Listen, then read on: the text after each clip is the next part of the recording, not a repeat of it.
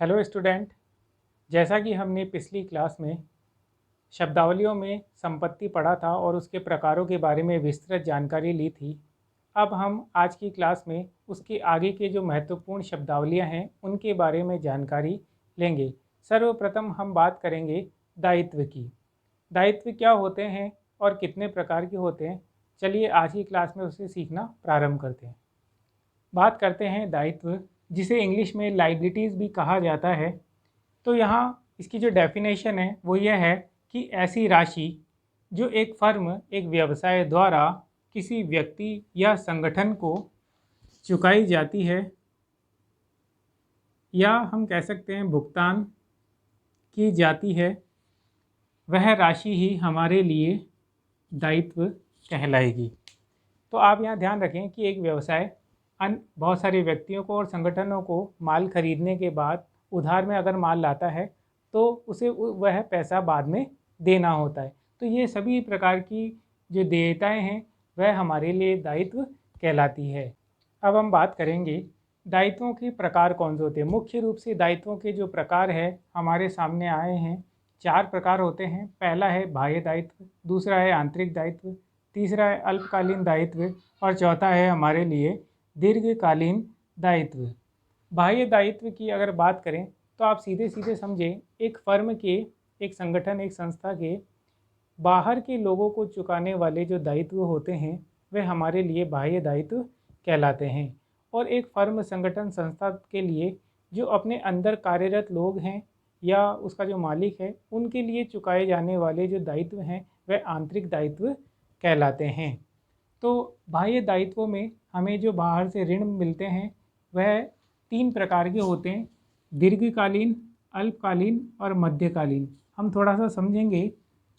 दीर्घकाल की अगर बात की जाए तो वह 5 वर्ष से अधिक के होते हैं।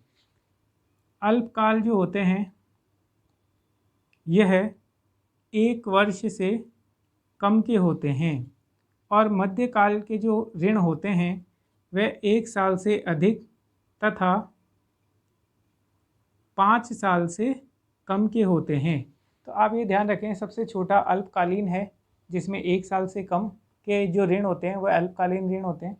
मध्यकालीन में 1 साल से ज़्यादा लेकिन 5 साल तक के जो ऋण होते हैं वह मध्यकालीन होते हैं।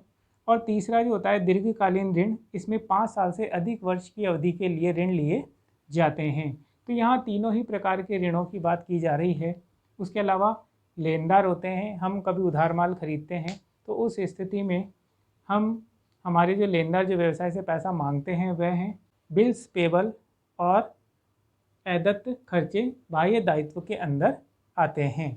अब बात करते हैं आंतरिक दायित्व की। इसमें व्यवसाय की पूंजी, जो मालिक पूंजी लगाता है वह व्यक्ति को पूंजी, पूर्वाधिकार, कंपनी के आधार पर देखा जाए तो पूर्वाधिकार अंश, प्रेफरेंस शेयर होते हैं। और ऋण की बात की जाए, अगर व्यवसाय का मालिक ही व्यवसाय को ऋण दे तो वह स्थिति आंतरिक दायित्व के अंदर आती है। अल्पकालीन दायित्व इन दोनों के अंदर मिला जुला रूप है। इसमें लेनदार, बिल्स पेबल या सरकार को जमा कराए जाने वाले टैक्सेस आते हैं। अल्पकालीन इसलिए कहा गया कि इनकी जो अवधि है वो 1 साल के अंदर पूर्ण हो जाती है और उन्हें उसी साल चुकाया जाता है। बात करें दीर्घकालीन दायित्व, दीर्घकालीन की अवधि 5 वर्ष से अधिक होती है। तो हम कह सकते हैं कि ये सारी कैटेगरी ही दीर्घकालीन अवधि के अंदर आती है। जैसे कि ऋण हो सकते हैं इसमें कि ऋणों को 5 साल से अधिक अवधि के लिए लिया जाए तो इस प्रकार का ऋण हमारे लिए दीर्घकालीन ऋण कहलाएगा। नेक्स्ट पॉइंट है हमारे लिए देनदार, जिसे हम डेप्टर्स भी कहते हैं। और इसे समझने के लिए इस डायग्राम को देखें। एक फर्म है जो व्यक्ति, राम या व्यक्ति श्याम को अपनी वस्तु या सेवा किस प्रकार बेच रही है? उधार बेच रही है। तो उधार बेचने पर इन व्यक्तियों से हमें पैसा तो प्राप्त नहीं हुआ, लेकिन उतने ही मूल्य की वस्तु या सेवा हमने उन्हें प्रदान कर दी है। तो अब हम उनसे पैसा मांगेंगे। तो ये व्यक्ति जो हमारे लिए उस प्राप्त की गई सेवा के बदले में जो हमें देने वाले हैं पैसा, तो ये देने वाले ही हमारे लिए देनदार कहलाते हैं। तो राम और श्याम इस फर्म के लिए हमारे लिए देनदार कहलाएंगे। नेक्स्ट है हमारे लिए लेनदार, जिसे हम क्रेडिटर भी कहते हैं। देखा जाए तो सीधे सीधे ये देनदार के अपोजिट होते हैं, वो लेनदार कहलाते हैं। जैसे इसे समझेंगे कि हमारी फर्म एक संस्था है, वह मोहन से या सोहन से माल उधार खरीद रही है। उधार खरीदना यानी इन लोगों से हमें वस्तु और सेवा प्राप्त हो रही है। हम देख रहे हैं ये वस्तुएं हमें दे रहे हैं, हमारी संस्था में वह वस्तु आ गई है और हम व्यापार कर रहे हैं। लेकिन क्या हमने इसके बदले में उस वस्तु या सेवा का जो मूल्य था, पैसा था, वो भुगतान कर दिया क्या? नहीं किया। तो उस स्थिति में अगर हम माल उधार खरीदते हैं, वो पैसा भुगतान नहीं किया है, तो ये दोनों ही व्यक्ति हमसे उस वस्तु का मूल्य जो है वो लेने वाले हैं। लेने वाले ही हमारे लिए क्या कहलाएंगे? लेनदार कहलाते हैं। तो सीधा सीधा ध्यान रखें, हमसे कोई व्यापार में लेने वाला होता है वह लेनदार है, और जो देने वाला होता है व्यवसाय को वह देनदार कहलाता है। तो यहाँ पे एक जो मुख्य बात आती है वह है उधार की। तो उधार हमें हमेशा ध्यान रखना चाहिए। अब बात करते हैं व्यय की।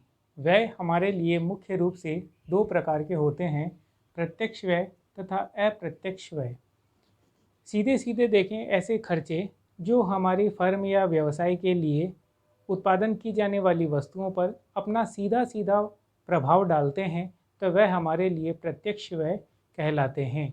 और ऐसे व्यय जो हमारे उत्पादन को सीधे सीधे प्रभावित न करते हैं, उनके मूल्यों को प्रभावित नहीं करते हैं, तो वह हमारे लिए अप्रत्यक्ष व्यय कहलाते हैं। इसमें किन्हें किन्हें शामिल किया गया है, चलिए देखते हैं। प्रत्यक्ष व्यय में बनाने वाली सामग्री, जो उत्पादन किया जाने वाला माल है, उस पे काम करने वाले श्रमिकों की मजदूरी, सामान को उत्पादन करने के लिए, वस्तु सेवा को उत्पादन करने के लिए बिजली और पानी का खर्च, और भवन किराया। भवन किराया देखो एक महत्वपूर्ण ऐसा माना गया है कि जब फैक्ट्री में एक ही वस्तु का उत्पादन किया जाता है, तो वहाँ पे उस भवन का किराया हमारे लिए प्रत्यक्ष व्यय होगा।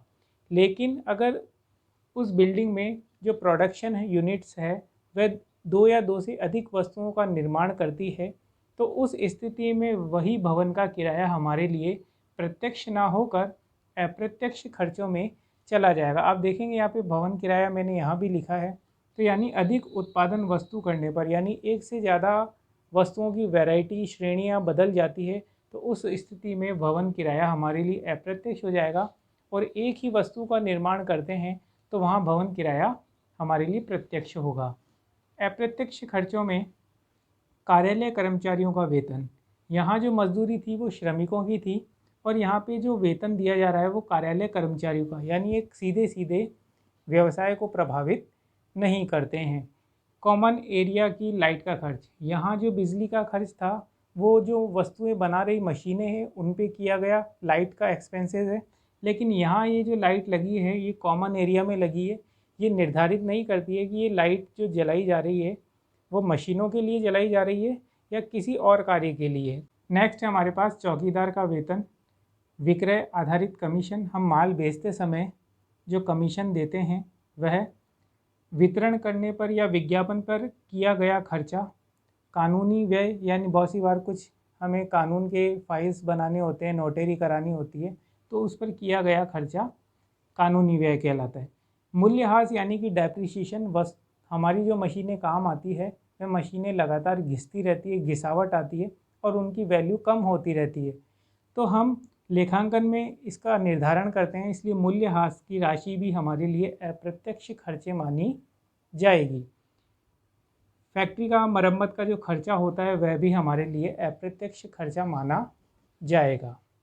अब हम बात करेंगे प्राप्तियों की, जिसे इंग्लिश में रिसीट्स भी कहते हैं। मुख्य रूप से प्राप्तियां हमारे लिए दो प्रकार की होती है, आयगत प्राप्तियां और पूंजीगत प्राप्तियां। आयगत प्राप्तियां जो होती है वह हमारे लिए नियमित या आवर्तक होती है। नियमित मतलब कि ऐसी प्राप्तियां जो लगातार दिन प्रतिदिन या एक महीने के अनुसार 6 महीने 3 महीने यानी उनका समय निर्धारित होता है और उस समय के अनुसार वो हमें लगातार निरंतर प्राप्त होती रहती है। जैसे हम माल बेचते हैं तो विक्रय से हमें आय प्राप्त होती है, वह आयगत है। हमारे पास 4 दुकानें थी, एक में हम दुकान चलाते हैं, बाकी की 3 का किराया आता है, तो वहाँ पे वो किराए से प्राप्त जो राशि है वह हमारे लिए प्राप्तियाँ हैं। कौन सी? आयगत, यानी हर महीने एक निश्चित तिथि को वो किराया हमें प्राप्त हो जाता है। क्रय पर कमीशन, जो क्रय करने पर हमें कमीशन मिलता है वह कमीशन की राशि हमारे लिए आयगत होगी। हम कभी कभी उधार पर ब्याज भी प्राप्त करते हैं, तो वहाँ ब्याज की राशि भी हमारे लिए आयगत होगी।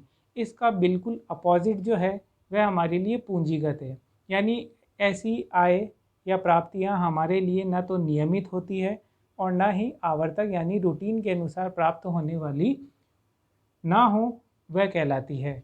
जैसे हम कोई अपनी स्थायी संपत्ति का विक्रय करते हैं, यहाँ पे हम जो विक्रय है वह लगातार हो रहा है, लेकिन कभी कभी 5 साल 10 साल 5 या 20 साल के अंदर हमारी कोई मशीन ख़राब होती है, तब हम उसे जो बेचते हैं तो उससे प्राप्त होने वाला जो मूल्य है वह हमारे लिए पूंजीगत प्राप्तियाँ कहलाएगा।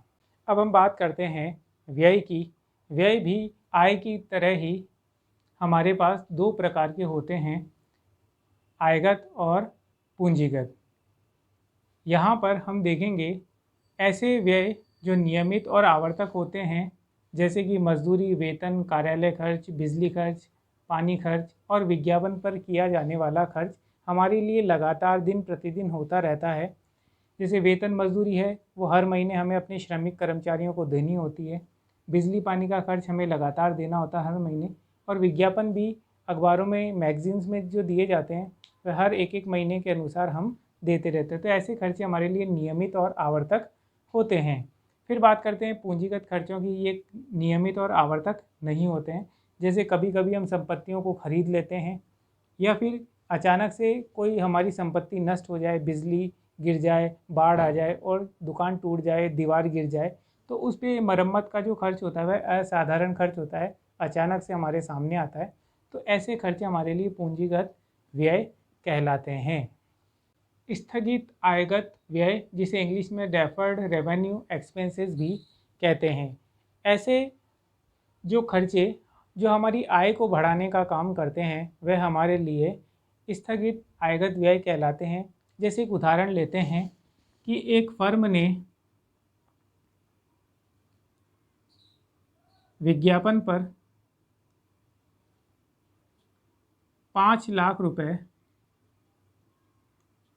5 साल के लिए खर्च किए, तो हमारा जो फाइनेंशियल ईयर होता है वह होता है हमारे 1 अप्रैल से 31 मार्च तक।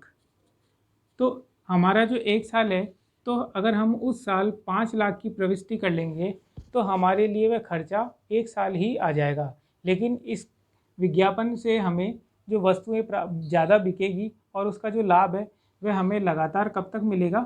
5 साल के लिए। तो कहा गया है कि हमें इस 5 लाख रुपए को भी 1 साल न बांट करके 5 सालों में लगातार बांटना है। तो हमारे लिए इस साल के लिए विज्ञापन का जो खर्च होगा वो कितना होगा? 1 लाख होगा। ये जो तरीका है वो तरीका ही हमारे लिए स्थगित आयगत व्यय कहलाता है। तो आज की क्लास में बस हम इतना ही पढ़ेंगे।